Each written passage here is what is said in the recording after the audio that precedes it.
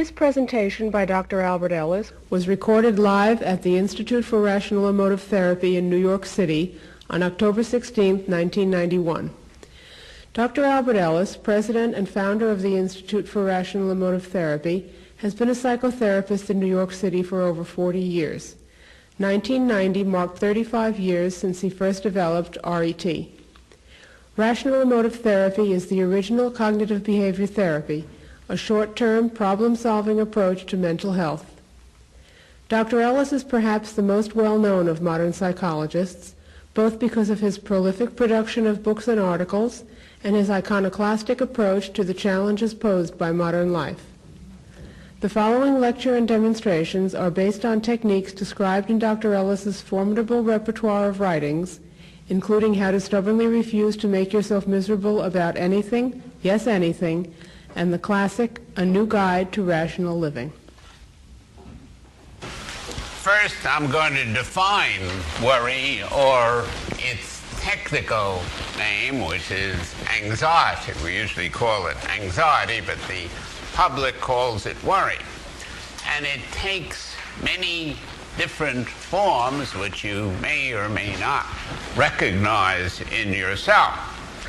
And the first is called ego worry or ego anxiety. People worry about their doing poorly and putting themselves down for it. And the poor, as I'll say in a little while, usually means not succeeding at what they want to succeed at, and also not succeeding in their relationships. They worry much more about their relationships often than anything else.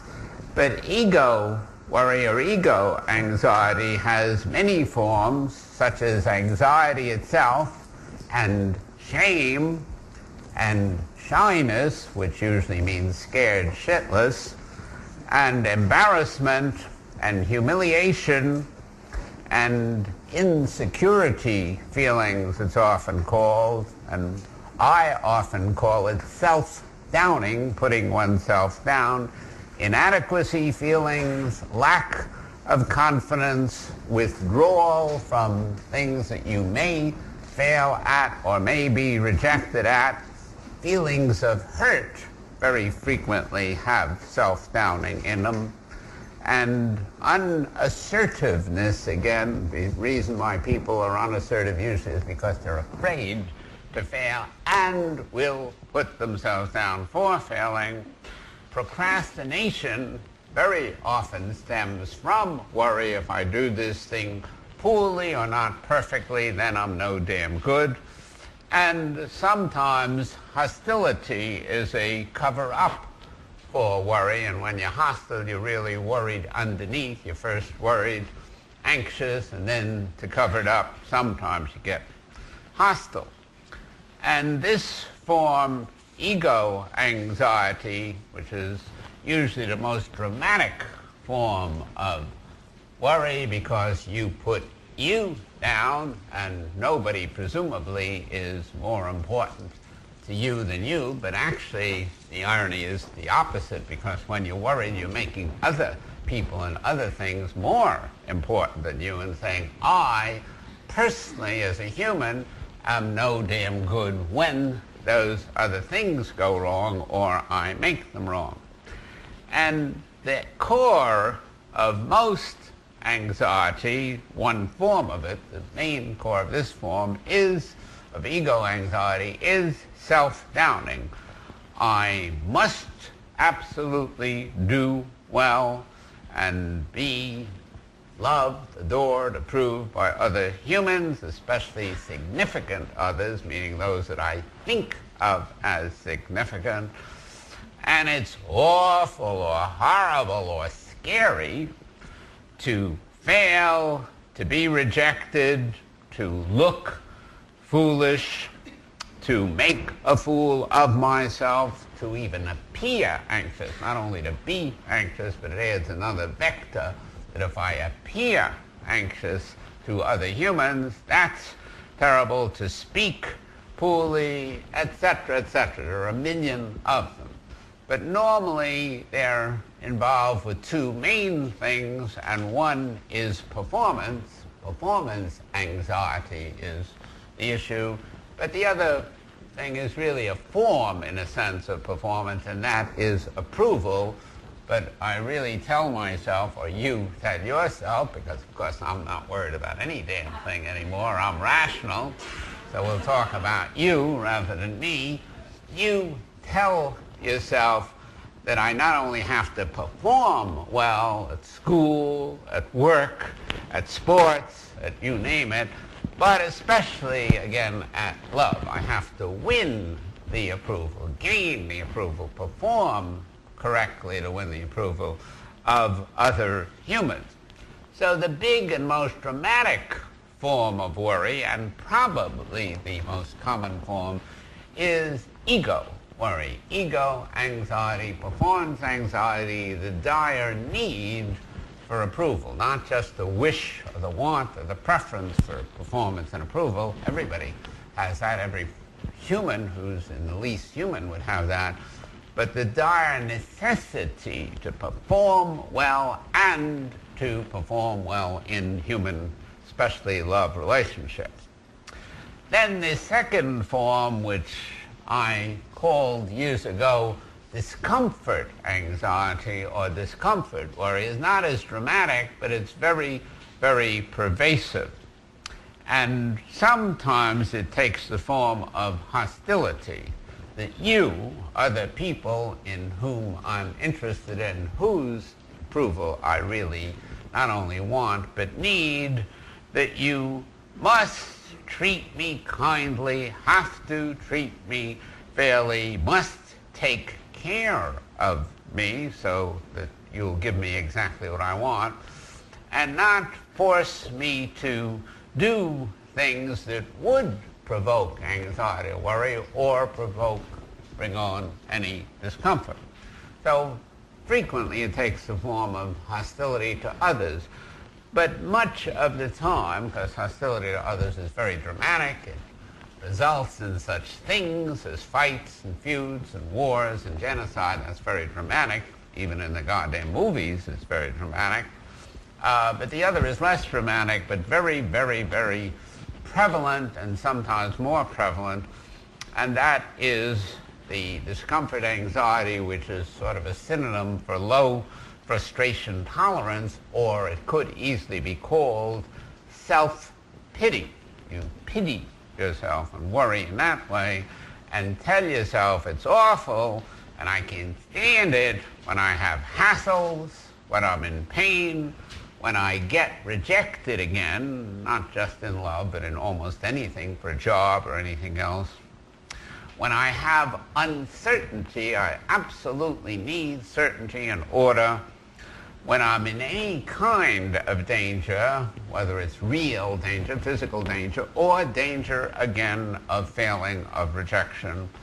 And of course, in the last analysis, it's awful to die, to be dead. I should, of course, live forever now that I'm here. And another way of putting this, people not only worry about the roughness, the hardness, the hassles of the world, but they whine and scream that it's too damned hard and it shouldn't be as hard as it indubitably is. And there's only some hardness allowed, a certain degree, a mild degree of hardness is allowed, but not more than that. But then to make things really rough, all these forms of worry, shame, humiliation, self-downing, ego anxiety, discomfort anxiety, etc., etc., etc., because there are many real forms of them, and don't think that if you have one you can't also have the other. You can be worried about one, how well you do, two, how well those other bastards in the world do you in, and three, about the goddamn conditions, the world itself around you, the environment, the ecology, and everything else. So you can be talented and worry about all three. You have no trouble doing that. But then to make things infinitely worse, most humans, just about all of them, are born with a tendency to worry about worry. That really complicates things, because once they make themselves worry, and I'll show you partly how they do this in a minute. I've already briefly said so, but I'll show you in more detail. But once they make themselves worry about anything, then they realize, they observe, they see that they are really off the goddamn wall and worried, and that's very uncomfortable. And also, as again we'll say a little later, it leads to greater failure, including the failure of people observing that you worry.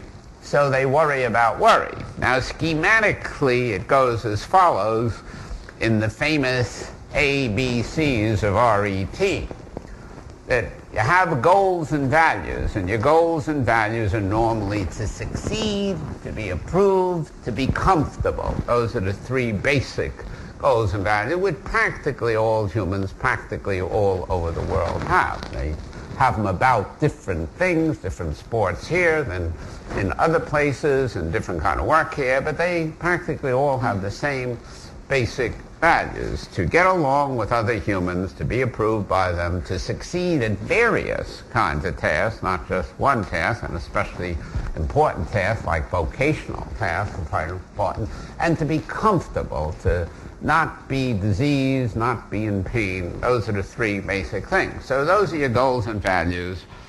And then you go to A in the ABCs, activating events, sometimes called adversity, where those values are not acceded to, where you get rejected, you do fail, or you're in pain, discomfort. And then at C, consequence, you have a choice of making yourself feel appropriately sorry, regretful, frustrated, annoyed, which are negative feelings, but they're pretty good feelings because they send you back to A to change it, or if necessary, if you can't change it, to live with it. But you would feel sad and sorry and regretful if you failed, if you got rejected, if you were uncomfortable, if other people did you in. Those are all kinds of things that you don't want. They're against your goals and values. So at C, you have a choice of feeling appropriately sorry and sad, or inappropriately horrified, terrified, worried. And let's suppose that you pick C. Now, how do you pick C? You pick it mainly by taking your perfectly sane, sensible, normal, healthy, rational beliefs that I don't like A. A is a pain in the ass. I wish to hell it weren't so. The rejection, the frustration, the lack of success, the failure, etc. I wish it weren't so, but alas, it is. Now, what do I do to change it or live with it? Then you feel, if you stick to that preference, that desire, that wish to have A, not the bad way against your values that it is, that's fine. So you produce C, consequence, good consequence, even though it's a painful feeling.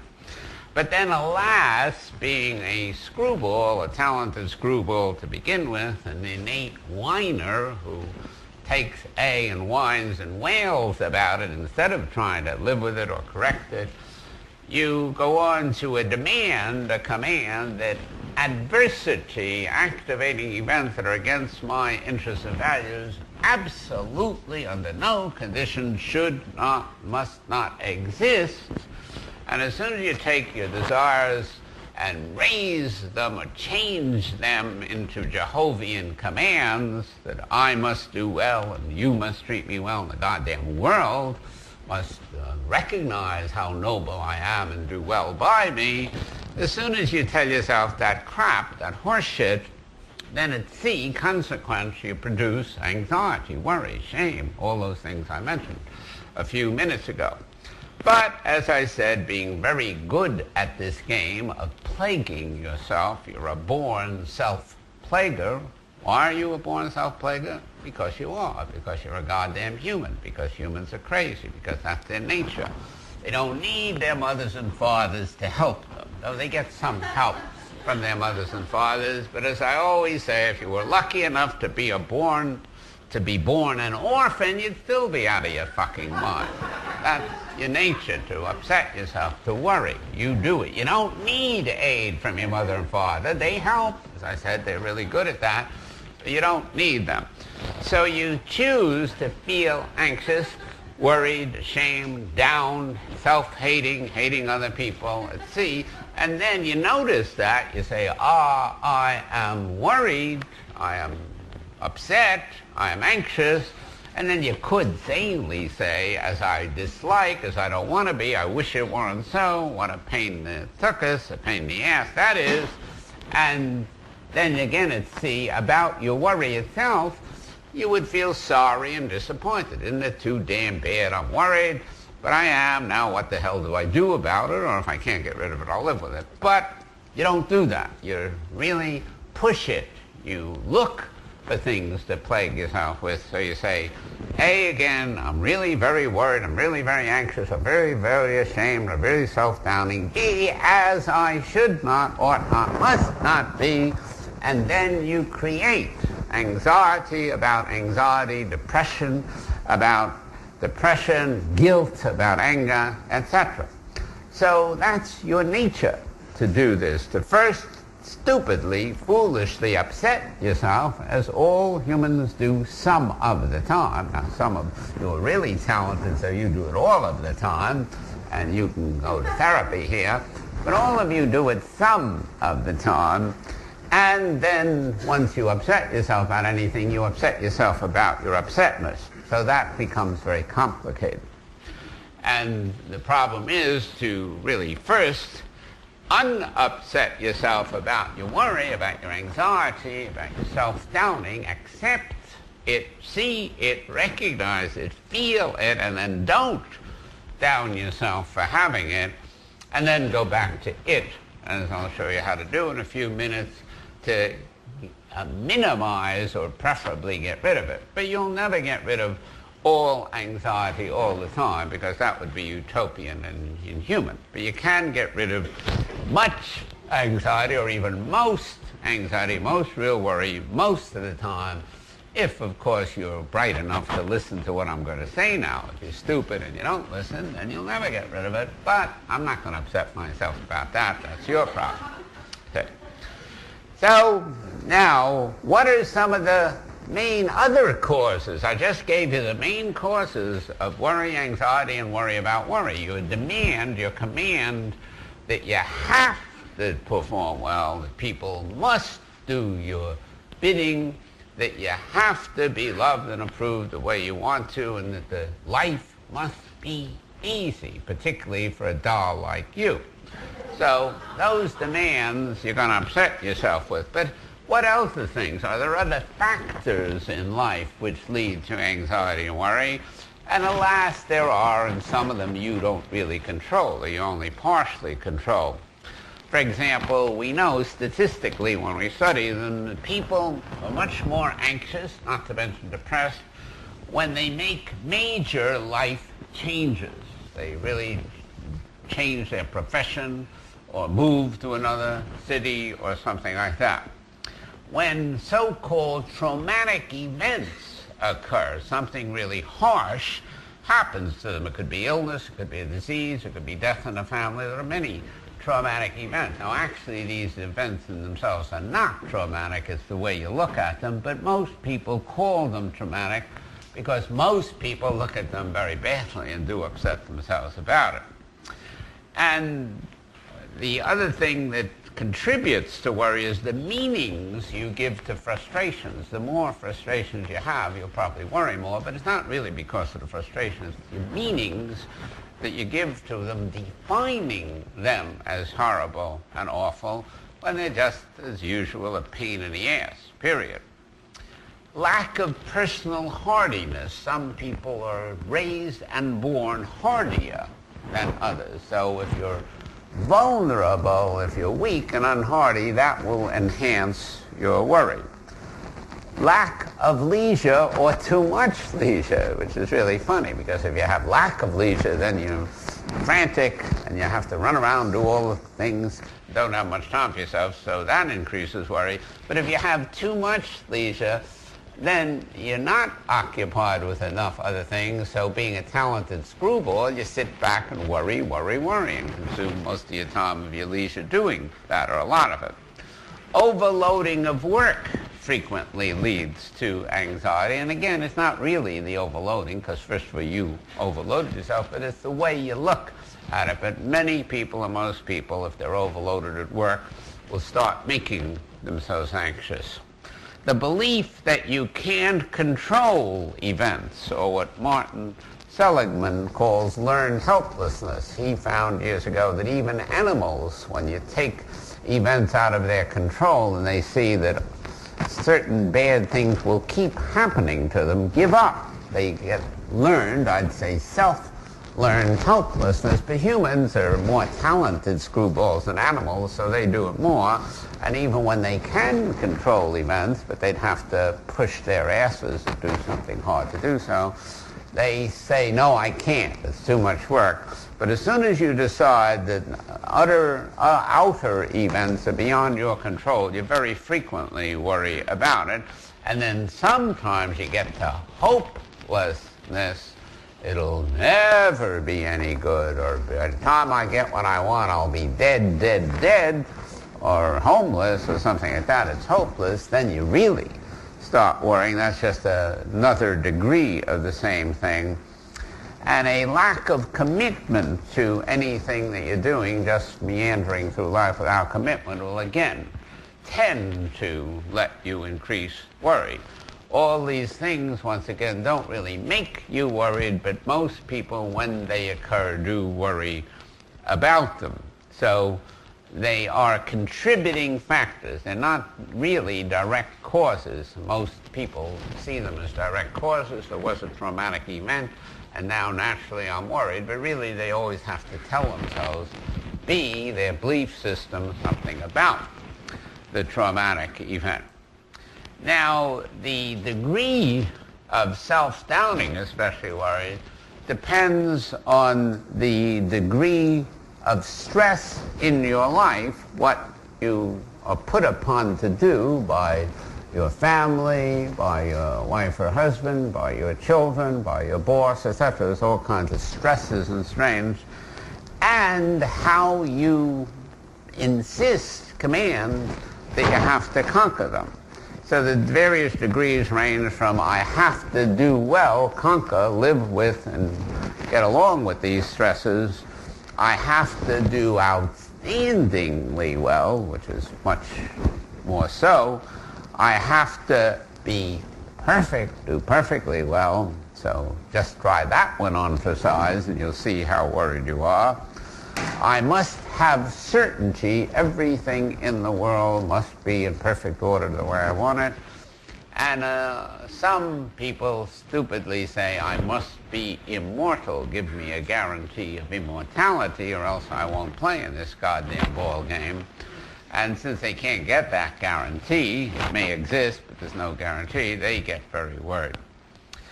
So worry is rather complicated. Worry, anxiety, it's often called stress today, but the stress means, one, there are stressors in my life, and they do exist, and then the stress that I feel about them is really another name for worry or anxiety.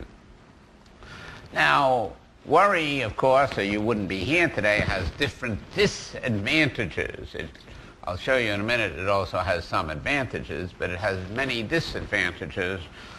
And one is that you just feel rotten. When you're anxious, not just concerned, but anxious, then you usually feel upset and rotten.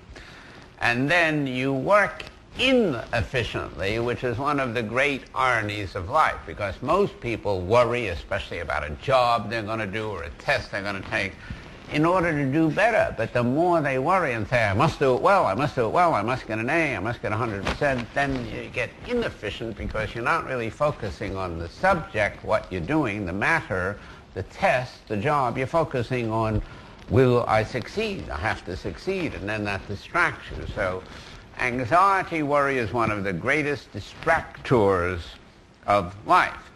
Another disadvantage is the one I sort of hinted at before. It is very often not always visible to others. So they see that you're worried, and especially at a job interview or an interview for any kind of thing, getting into school, people don't favor that kind of thing. We don't think that anxious, worried people are great candidates for getting in school or getting a job or even loving them, marrying them, etc. So that's a disadvantage. And then statistics show that there's a fairly high correlation between anxiety, worry, and various so-called psychosomatic illnesses, that in many illnesses, such as high blood pressure and not cancer, but high blood pressure and stomach disorders and things like that, that the correlation can be as high as 0.4 between the ailment that you have and worry. Worry very frequently upsets your whole system, and if you're prone to various psychosomatic reactions, then that will help knock you off. By itself it might not, but other factors get in there. And of course the big one I mentioned before, the big disadvantage of worry is anxiety about anxiety, worry about worry, because almost everybody who worries and really intensely worries then gets worried about worrying and saying, I must not worry, I must not worry, I must not worry, and then they worry 4 times as much. So that's a real disadvantage. You get so preoccupied with that secondary symptom. The primary symptom is anxiety itself, and the secondary symptom is anxiety about anxiety. You get so preoccupied with that that you never get back often to the original anxiety and even find out what you're originally worried about, because now you're so worried about your worry that preempts everything and makes all progress stop. However, worry has advantages, especially if you divide it, as often we do, into appropriate concern. I'm concerned that I do well. I'm concerned that you love me. I'm concerned that I be comfortable. I'm concerned that I have few or no diseases. And inappropriate horror, terror, panic, etc. So if you keep it closer to concern, that is very helpful, because if you weren't concerned, you wouldn't even live. You'd eat the wrong things, and you wouldn't do your exercises, and you wouldn't watch when walking across the street. So concern, which laps over into worry, but is not exactly the same thing, is exciting, it's adventurous, and anxiety itself is sometimes exciting. It's interesting, gives you something to think about. It pushes you, concern pushes you to achieve. I am concerned about doing well, and then you'll study your books or practice your public speaking or whatever you do. So that's good. And anxiety, or certainly concern, serious concern, is self-protective. Again, you wouldn't live because you'd walk off cliffs and fall out of high windows if you really weren't concerned about them. Concern leads to enjoyment, because you hate the hassles of the world. You're concerned about them and the blocks. And then you look for more enjoyable things, look for a better job, look for a better love relationship. So that leads to greater enjoyments. And sometimes, if you're just concerned and not really terribly anxious, it leads to greater health, as we now witness in our concern in the last 10 years about the proper foods, the proper exercise, and other health hazards. We are concerned about them, and I think we're doing more about them today than we did 10 and 20 years ago. And also, of course, concern helps society, because you're not only concerned about yourself, but you're concerned about your family, you're concerned about your friends, and in the last analysis, or even first analysis, you're concerned about other people. You don't want to do anything which really harms others, because you don't want to be harmed. So concern has enormous advantages, and even when it laps over into over-concern, anxiety, don't think that it's completely deadly. people always ask me, well, why is the goddamn human race so over-concerned, so anxious? Because it doesn't do that much good, and it has great disadvantages. And the answer is probably that in caveman and cavewoman days, you had to be very, very concerned, practically anxious, because you had great hazards such as lions and tigers and fire and other humans to fight with. And consequently, unless you were on the qui vive, very, very concerned about it and practically watching every second, because humans, don't forget, are thin-skinned animals, you probably wouldn't have survived. So anxiety may have helped humans to survive in the old days, and we still preserve it. It doesn't easily go down, and it would be nice if we got it only into appropriate concern, but it overlaps with inappropriate over-concern. And evolution, nature, doesn't give a shit for the happiness of humans, just for their preservation. Evolution is oriented toward preserving the human race, not necessarily making it happy.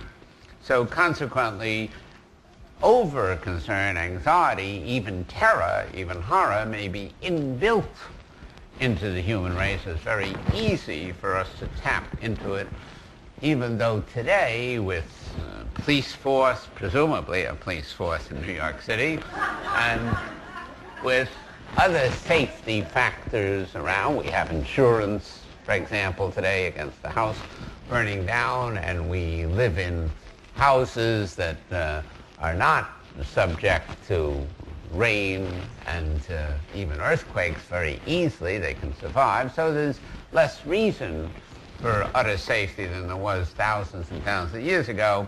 But we still better be very concerned, especially when a lot of humans live together, because then they have to cope with other humans. But to get back to the main psychological causes of anxiety, worry, terror, fright, etc., the usual thing is first the need to succeed, to be outstanding, to be great, to be perfect, etc. Then the very, very usual one, and probably again made the human race survive, is the need for approval, because humans are gregarious animals, and if they just live by themselves or with one or two others, as a few animals do, all birds don't go in flocks, and all animals aren't in great groups. Some of them are.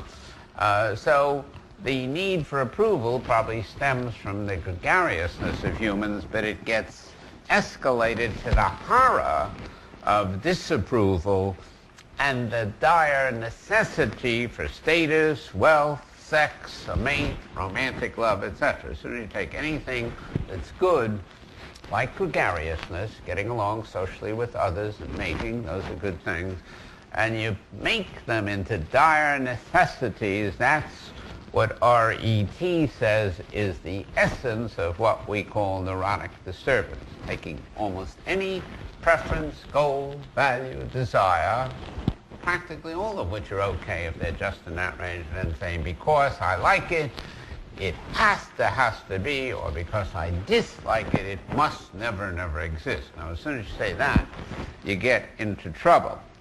And then the next thing, which is reasonably common in, I think, all social groups, is the dire need for fairness and justice.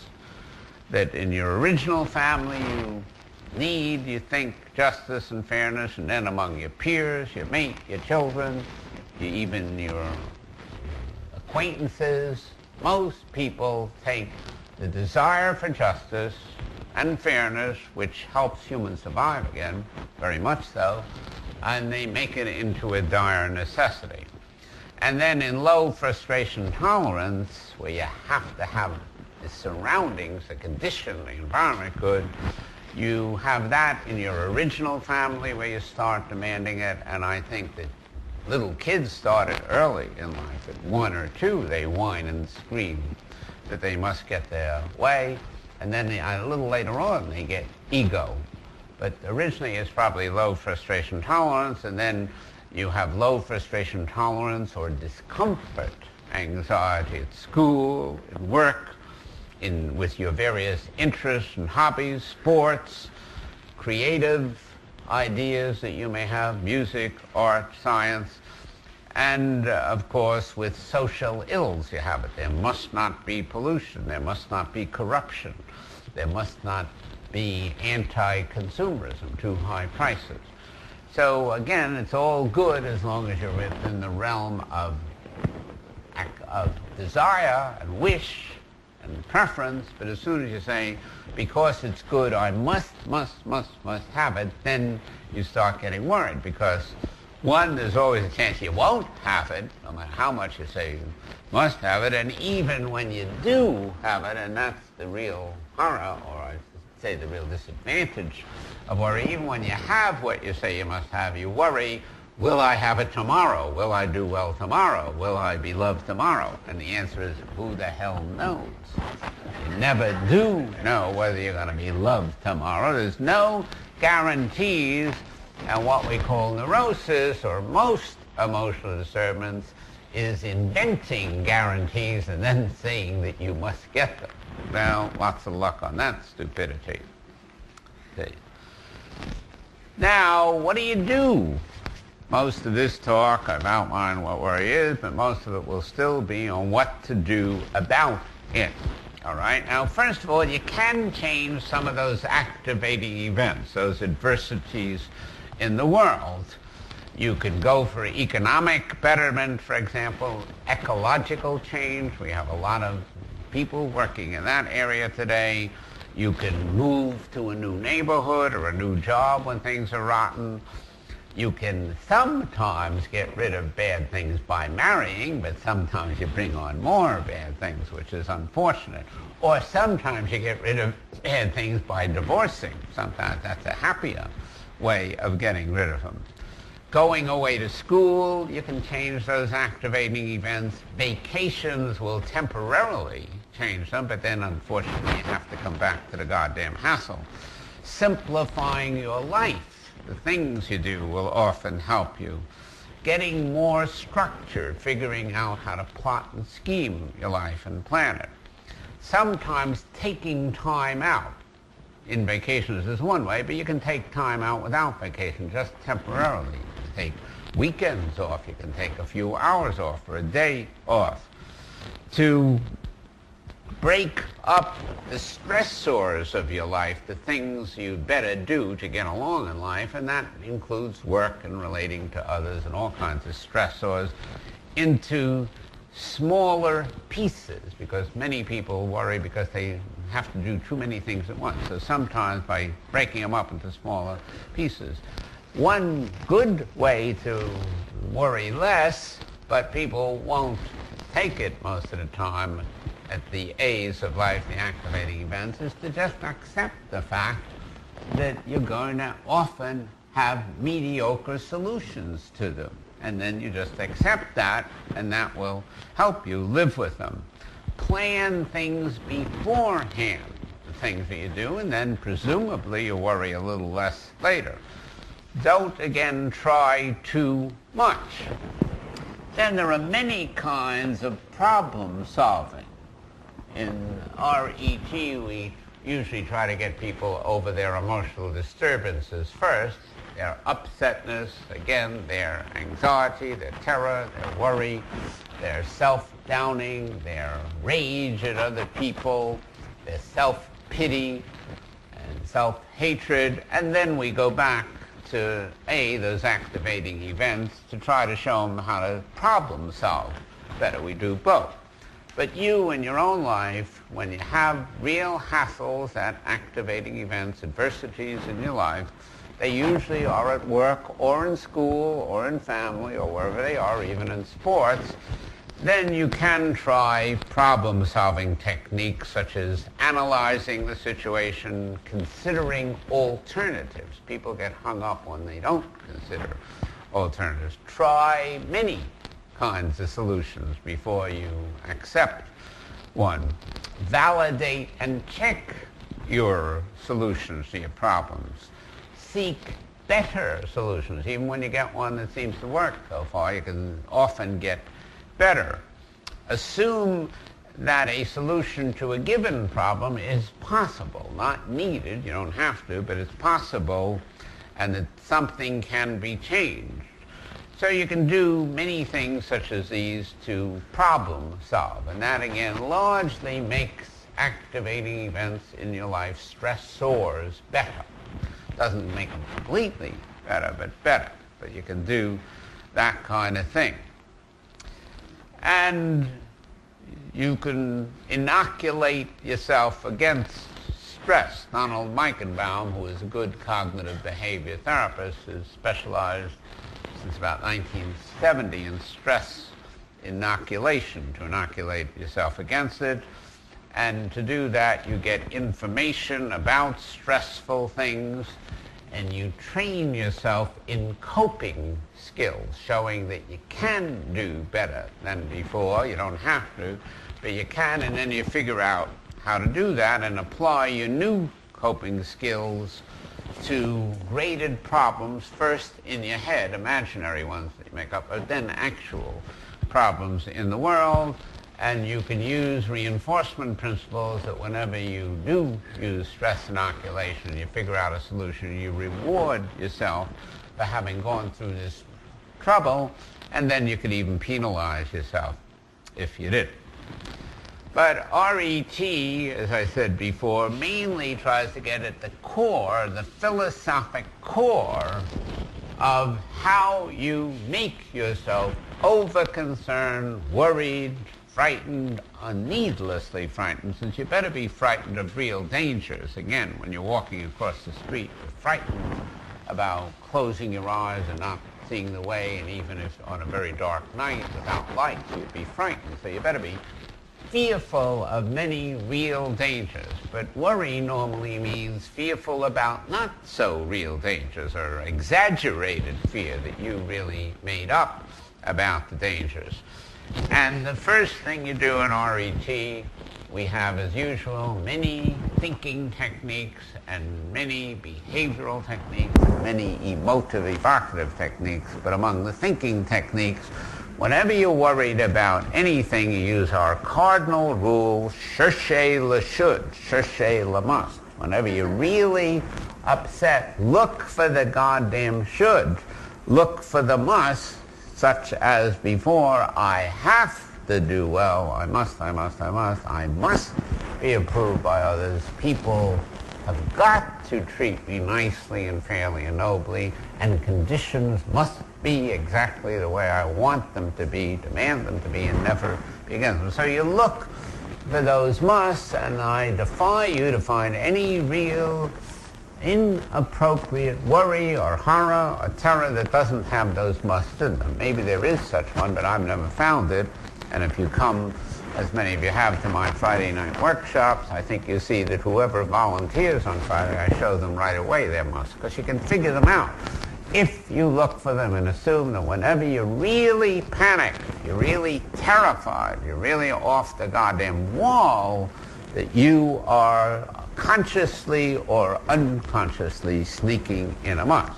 So you find it and rip it up, and you go to what we call the derivatives of the must, which is first awfulizing, because I have to do well and you must treat me nobly and kindly, and conditions have got to be the way I want it.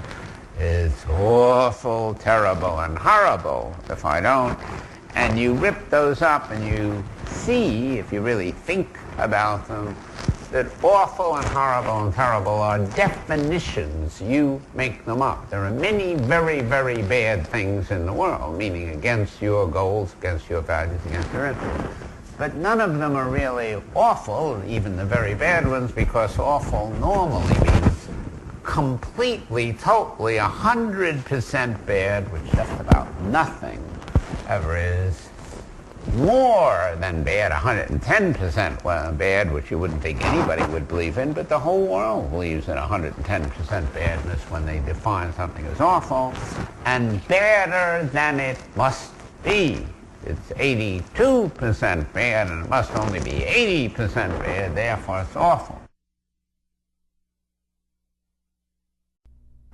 So you face the fact that you create the awfulizing. You don't create the badness in the world. There are many other people who are great at creating badness for you. Some of your close relatives, for example, and some of your best friends. They're very good at creating badness.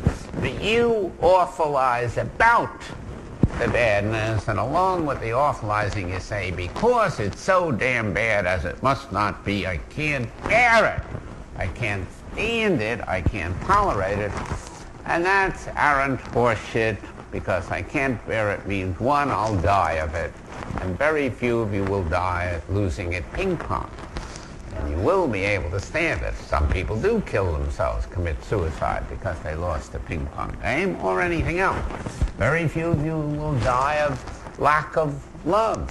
You love somebody madly because you have poor taste, of course, and love them madly, and then they don't love you in return. Well, I haven't found a single person who died of that, but some screwballs kill themselves because they say, I can't stand it, I can't bear it, instead of I don't like it, but if I stop telling myself this crap, this horseshit that I can't stand it, then I get back to, there are almost always, I won't say always, alternative solutions. Because if you love X, believe it or not, you can also love Y or Z. X is stupid enough not to love you back.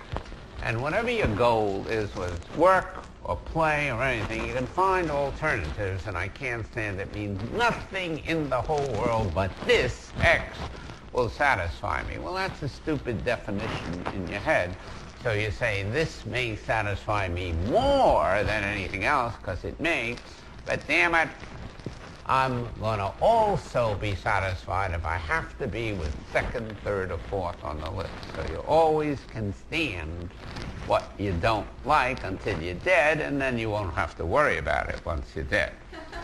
And then the biggie, of course, is because I'm not doing as well as I must, and I'm not being as loved and adored and approved as I should absolutely be, I am no damn good. I am a turd for acting turdily as I must not act.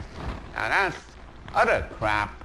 It's about the worst idea ever invented by humans, but about 100% have it much of the time, not all the time.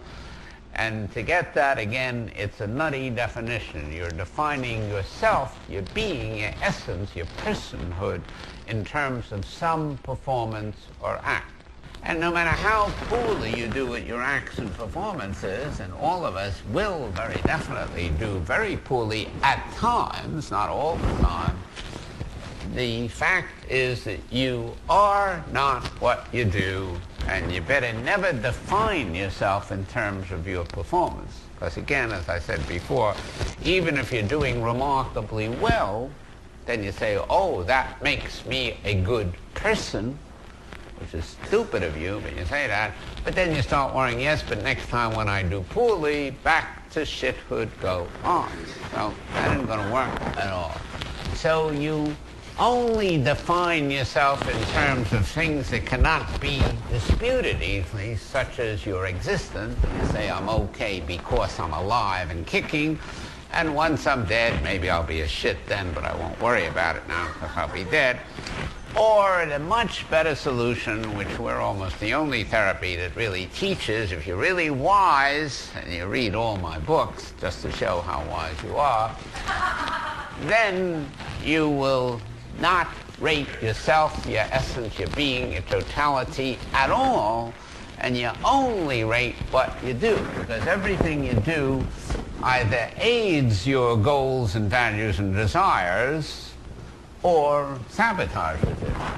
When you have a good public interview, or a good interview for a job, for example, that aids you getting a job. When you have a bad interview and you spit in the eye of the interviewer, that doesn't help you get the job. So all your acts and deeds, practically every single one, can be giving a rating from 0 to, let us say, 100. not 101 or 110.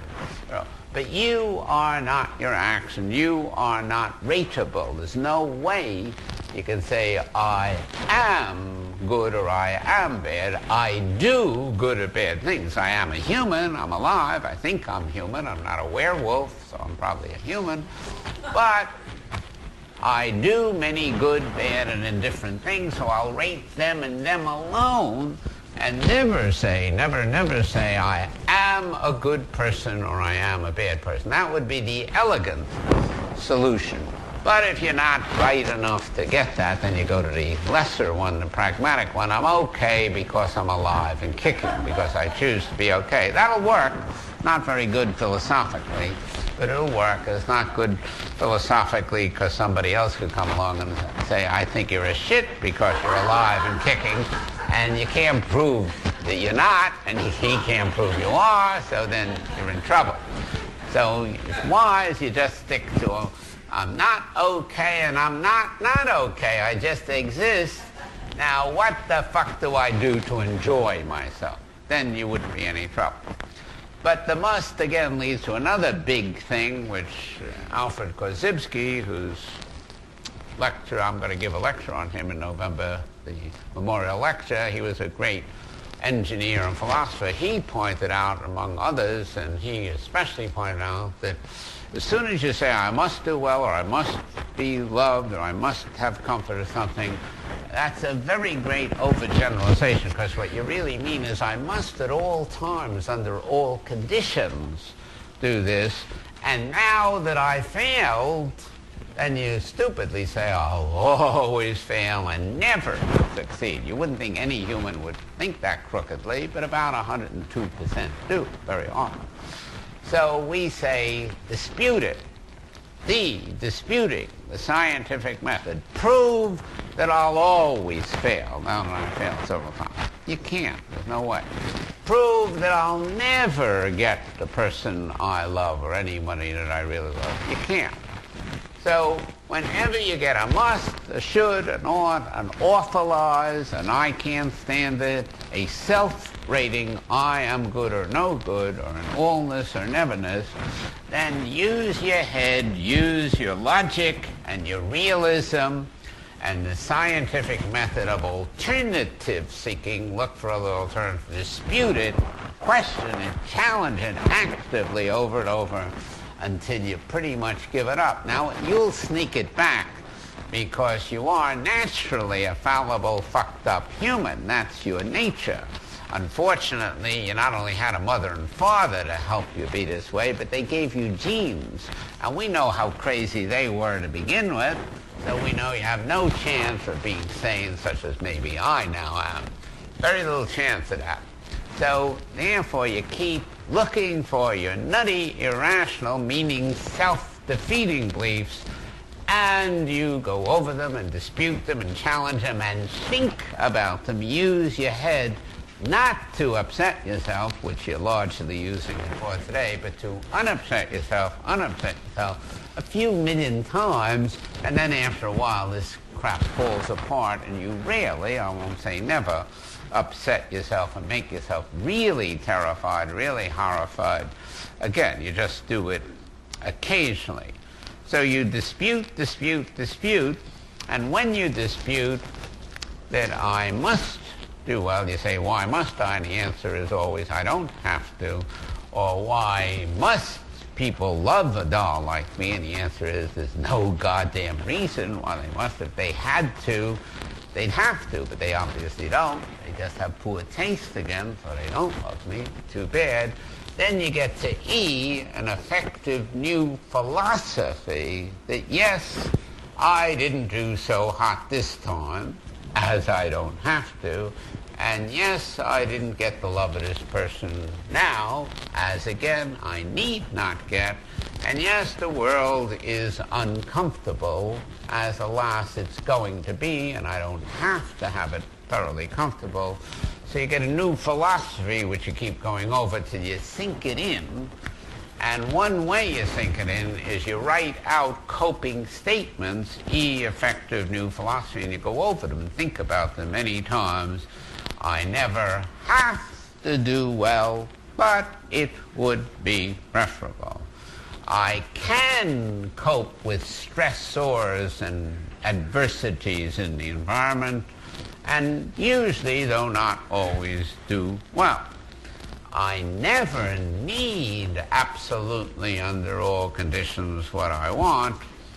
I will always, to some degree, fall on my face, be rejected, do stupid things because I'm a fallible human and there's no way I'm ever going to be perfect and infallible. So you write down these coping statements and go over them about 4.5 million times till you start believing them. Then another thing you can do, another thinking technique, is called modeling, where you look for people who are not that worried, even under adverse circumstances. You'll have a hard time finding some of them, but you can find people that you know, or people that you read about in biographies, who really had a lot of grim things, stressors happen to them, and they still weren't upset about them. And you model yourself. You see how they did it, and you model yourself after them, which you can do.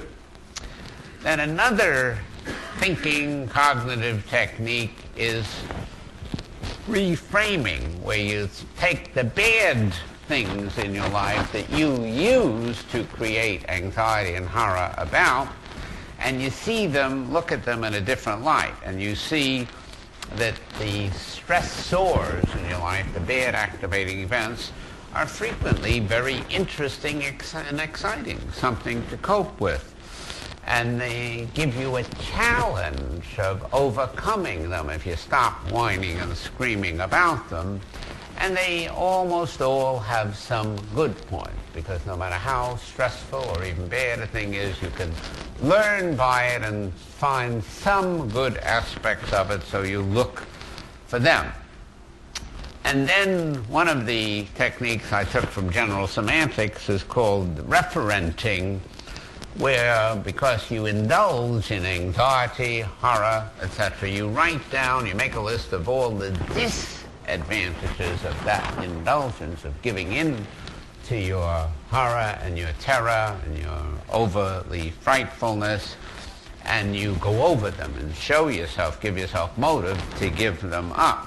And the advantages of unconditionally at all times, no matter how you do, accepting yourself, and then you won't worry very much if you have unconditional acceptance, and then you look at those advantages. And the disadvantages of any addictions, because most addictions, not all of them, come from worrying too much about something or other, and then you cover it up with an addiction such as alcohol or overeating or gambling or something like that. So you look at those disadvantages and the advantages, of course, of non-addiction. Then you use, again, back to general semantics, semantic precision, because the reason you worry is you not only think sloppily, but you talk to yourself sloppily, and your language gets into your thinking, and your thinking back into your language. So whenever you find yourself saying, when you're upset, and you will look for it, you will find that I should do well, change it, I preferably should, or I had better do well, but I never have to, or I absolutely need to be loved, approved, adored. Change that to I'd like it, but it's not a necessity. And I'll never succeed now that I have failed several times. Change that to I find it difficult to succeed, because that's what my evidence shows me, but there's no evidence that I never will. Then one of the things we recommend all the time, since I found it works for our therapy clients so well, when I first started to do RET, Rational Emotive Therapy, in 1955. I had pamphlets which I wrote for professional purposes and gave them to my clients, and they read them and they got better faster and more intensively. So now we have a whole slew of books, pamphlets, cassettes, audio-visual cassettes, etc., So find some good books, naturally our books and pamphlets, but other people's too. There are a few others who copy us, so they're pretty good too. And use psychoeducational methods for reading, for listening to cassettes, and especially anything which will show you how to unconditionally accept yourself and give up all your commands and demands on yourself, on others, and on the world, because that's what worry is. I demand that I do well, I demand that you treat me well, and I demand that the world give me what I want. And those are the things you damn well better give up. And the other technique we found out many years ago that does well is teaching others. Use the methods that you learn here or that you learn on yourself, and try various methods yourself. Some will work better than others. And if you start teaching these to other people, then you sink them into your own head. So learn some good, effective, planning, structured, rational, self-helping techniques that you find are good for you in giving up your overwhelming and overweening anxiety, and use them with others. Now, in RET, we have found over the years, since I first formulated it in 1955, that unfortunately humans do two things at once when they worry, when they're anxious, when they're over-concerned. And one is what I've been telling you so far, and that is that they foolishly and stupidly, they really foolishly and stupidly upset themselves needlessly with their demands and commands. So they do that all the time. But alas, they do it not only repetitively, frequently, from childhood onward. Some don't start in childhood, but they make up for it later. They start in adolescence or adulthood, and they continue forever. Once you start worrying about something, unless you use the methods I'm talking about, you keep it up forever, so you practice and practice it. But they do it very powerfully, very vigorously, very strongly. So they have what we call hot cognitions, not merely descriptive or cool or warm cognitions, but I very strongly and powerfully over and over must do well, must be approved, must have comfort and ease.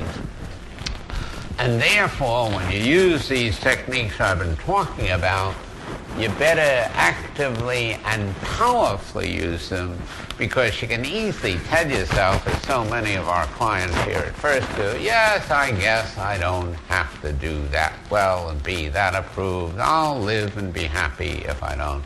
But underneath they're saying, but I really should. And that wins out.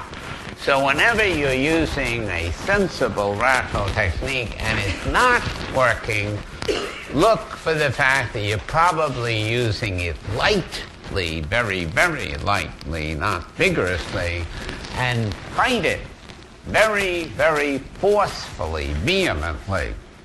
And some of the techniques you use to fight it is, first of all, to acknowledge your anxiety, and no nonsense about it, because innumerable people are really very anxious, and they say, who, me, anxious? Or again, they drink the alcohol, take the drugs, and then they cover it up. Even decent medication like Xanax can cover up anxiety and stop people from seeing that they're anxious as they are. So first you acknowledge that you really are over-concerned, not really concerned, and don't kid yourself, oh yes, I'm just concerned, sensibly concerned about that. And you distinguish your inappropriate feelings, your horror, your terror, your panic, from your appropriate ones of sorrow, disappointment, regret when things go wrong. And emotively, you work especially on what I said before, and you work very strongly to always, always accept you, not what you do, but you, the doer, whether or not you perform well, whether or not anybody loves you, whether or not the goddamn world is very unfair and uncomfortable to you. So the big thing is self-acceptance is the most powerful tool, because if you really thoroughly accepted you, that would help you also accept reality and the world around you, because one of the reasons you don't accept reality, and it's a strong reason, is that I'm not capable enough of dealing with real dreadful things that happen. While self-acceptance says I never like really bad things that happen, and I'm not going to be deliriously happy about them, but I can accept them, I can often change them, and I never have to blame myself. Even when I did these bad things actively, I created them. I'll blame what I did, never me for doing it. So the most powerful emotive tool is unconditional, at all times, acceptance of you, no matter what you do. Then one of our other techniques that was invented by Maxine Maltby years ago, but we do it very, a little more dramatically than Maxie did it. He's a rational psychiatrist, is rational emotive imagery, where you imagine not good things happen. You see, on the coping statements, you make up good things. I can do it. Or the world's not as bad as it is, and that helps you get along in a world that often is pretty bad. But in rational emotive imagery, you do the opposite. You imagine some of the worst failures that could happen to you, some of the worst discomforts, other people treating you very unfairly and unjustly, and you let yourself feel very upset. If you really imagine this vividly happening, you'll feel very upset, and then you'll be able to work on your feeling of upsetness.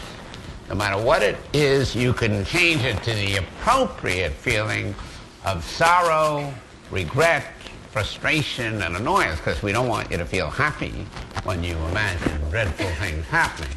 But no matter what it is, you can make yourself feel very sorry and regretful. So when you imagine that you're failing, for example, because that's the thing that people most imagine, failing sexually, failing in love, failing at work, whatever it is, you really get in touch with the horror of it all, which you'll first tend to experience, and then make yourself change that, force yourself, which you can do, to change that to, again, sadness, sorrow, disappointment, regret.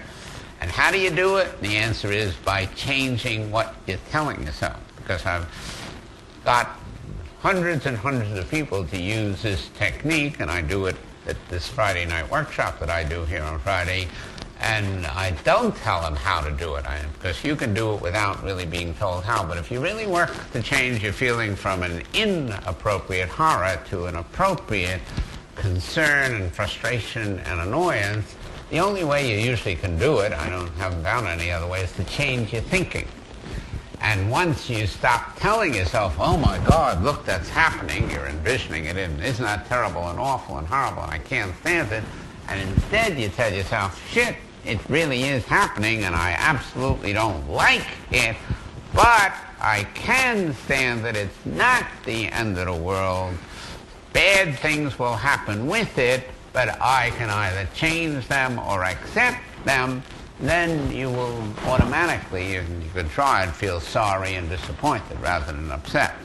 But you have to do this technique. You don't have to, but you better do it about 20 or 30 days in a row until you get so practiced at changing your horrible feeling, your terrible feeling, your panic feeling, to that of concern and sorrow and regret, that after a while you automatically start thinking of that thing, or it actually occurs, because you might be thinking of giving a rotten speech or handing in a terrible paper to your teacher or your boss or something like that. You really feel horrified and panicked about it, but after you imagine it a while, you won't feel horrified because you're training yourself to feel just sorry and disappointed. And then it'll actually happen in practice sometimes. Your boss or your teacher or somebody else will criticize your performance alive in vivo, and then you're able to feel sorry and disappointed. But the main thing is you really feel terribly upset, implode your feeling when you imagine this first thing happening, and then work your head off to change the feeling to an appropriate one, because there are always appropriate feelings no matter what happens.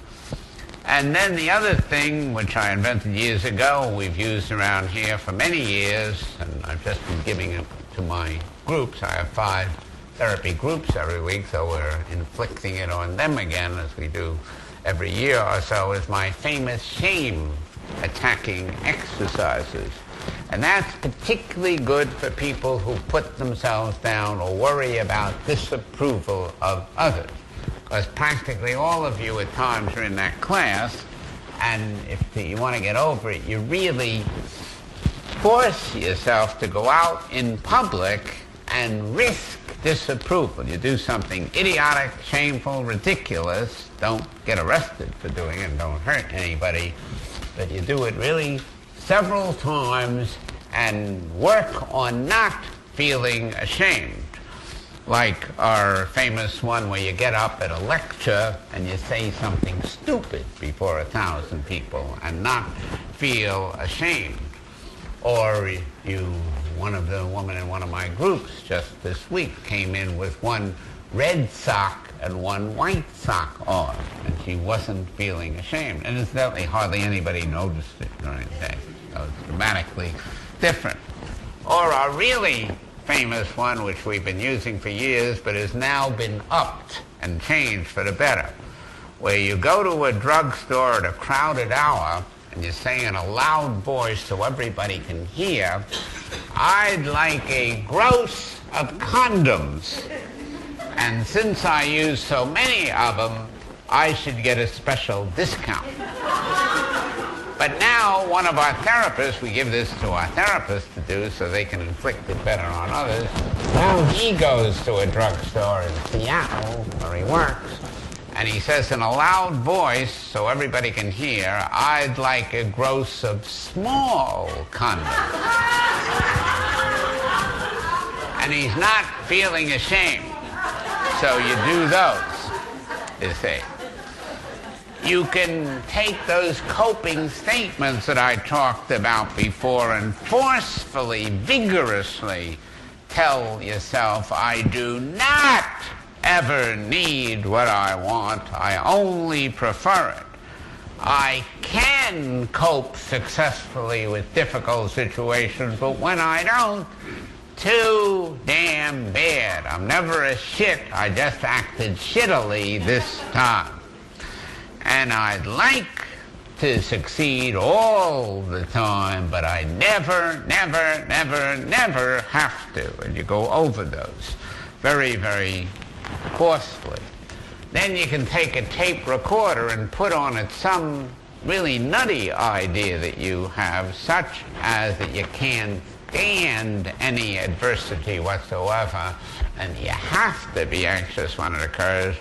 And you vigorously, for several minutes, dispute it very forcefully, and then you listen to it, your friends listen to it, your relatives listen to it, to see how powerfully you do that. And one thing you can do, which is somewhat similar, but even more effective, you get one of your friends to hold one of your crazy ideas, your anxiety-provoking and inciting ideas, a nutty idea of yours, and you get him or her to stick to it and not give it up, and then you have to talk them out of it. So you're really talking yourself out of your own bullshit. So we have a lot of emotive, evocative exercises, and we use humor because when you're anxious, you lose your sense of humor. So we want you to reduce to absurdity some of your nutty ideas, like show yourself that you're a horrible, horrible shit whenever you lose a tiddlywinks or something like that, and really make it absurd until you see how silly it is, and poke fun at your acts that you do stupidly, but never at you, but really rip up those acts rather than yourself, and use some of our rational humorous songs, which we'll get around to a few minutes from now. Now, finally, if you really want to get over anxiety, and the depression often that goes with it, and the horror, and the terror, and the panic, the main thing you do to keep it is to avoid anxiety-provoking situations. And that's exactly the wrong thing to do. If you're afraid of public speaking, as I used to be years ago, and you never speak, you never speak, you never speak in public, you'll always be afraid. Whatever you're afraid of, that you're horrifying yourself about, you don't do, you escalate the fear each time. Because every time you don't public speak, you tell yourself it would be horrible if I did and failed. So then you get more fearful. So the main way you get over any anxiety-provoking situation, and you're really using it to provoke yourself, is to do what you're afraid of doing. Now, don't do a stupid thing like, again, jumping off a cliff. We're not talking about that. But whatever you're foolishly, irrationally afraid of, do that thing over and over and make yourself as uncomfortable as you can be doing it until you become comfortable and enjoying. Because that, again, is why practically the whole world is terrified of silly things. Because they run away, they run away. They won't go through discomfort, and the secret of practically all good psychotherapy and self-help therapy is to deliberately make yourself uncomfortable, uncomfortable, uncomfortable until you become very usually, not all the time, but you usually will, comfortable, and then very frequently you'll enjoy it. If you do those shame-attacking exercises, you'll be very uncomfortable at first, but do them and do them and do them, and then you find that they're humorous, funny, and you start enjoying it. The other people who are watching you may not enjoy it, but you do. So do what you're afraid of, do it uncomfortably, keep doing it. You can, if you want, reinforce yourself with something very, very pleasant only after you do the shame-attacking or the anxiety-attacking exercise, and you can penalize yourself. If you're really going to indulge in your silly anxiety, which most of the world does very frequently, almost everybody does it. They have different ones, you all have different ones, but they have something, almost everybody is making himself and herself anxious. Then if you won't attack it, you won't act against it, you won't feel against it, you won't think against it, then very often figure out some really obnoxious penalty, and every time you don't make yourself uncomfortable and you indulge in it, then give yourself that penalty. But again, anxiety is one fear which is afraid of real risks, like fighting a gang of thugs who, instead of maybe giving over your money to them, that would be foolish because you can kill yourself that way. So it's one, fear of real fear, but then two, it's horror, terror, panic about fears in your head. And almost everybody, when they make up, invent this horror, then refuse to take the risks of thinking and feeling against it and acting against it. So take some of your worst phobias, your worst anxiety, your worst fears, and force yourself to take risks. And again, don't jump out of windows, not that kind of risk, but force yourself to take emotional and behavioral and psychological risk, and the more you risk, the less fear. I can't guarantee you're going to have, but go try it and see. Now, just to show you what the rational humorous songs are like, you all presumably have a song sheet. So as a shame-attacking exercise in my god-awful baritone, I'm going to lead you with your terrible tenors and altos and sopranos in song. So we'll just sing a few of them. And first, the second one on page 1 which says rational humorous songs at the top, perfect rationality, which is against perfection. So I'm going to start you off, and then you're going to join right in. Okay, ready, go. Some think the world must have a right direction, and so do I, and so do I. Some think that with the slightest imperfection, they can't get by, and so do I. For I have to prove I'm superhuman and better far than people are, to show I have miraculous acumen and always rate among the great. Perfect, perfect rationality is, of course, the only thing for me. How can I ever think of being if I must live fallibly? Rationality must be a perfect thing for me. Okay, against the dire need for love, love me, only me. Love me, only me, or I'll die without you. Make your love a guarantee so I can never doubt you. Love me, totally, really, really try, dear. But if you demand love too, I'll hate you till I die, dear. Love me all the time, thoroughly and wholly. Life turns into slushy slime, lets you love me solely. Love me with great tenderness, with no ifs or buts, dear. If you love me somewhat less, I'll hate your goddamn guts, dear. The second one in the second column, you for me and me for me.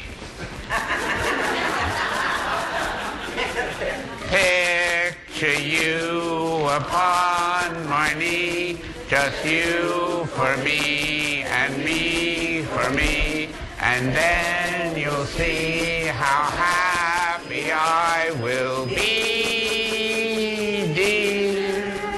Though you beseech me, you never will reach me, for I am autistic as any real mystic, and only relate to myself with a great to-do, dear.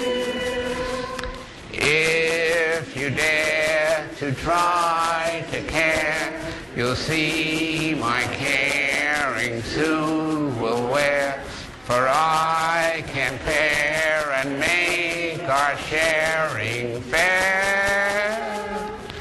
If you want a family, we'll both agree you'll baby me. Then you'll see how happy I will be. I'm just wild about worry. Oh, I'm just wild about worry, and worry's wild about me. We're quite a twosome to make, like gruesome and filled with anxiety. Oh, worry's anguish I curry, and look for its guarantee. Oh, I'm just wild about worry, and worry's wild about, never mild about, most beguiled about me.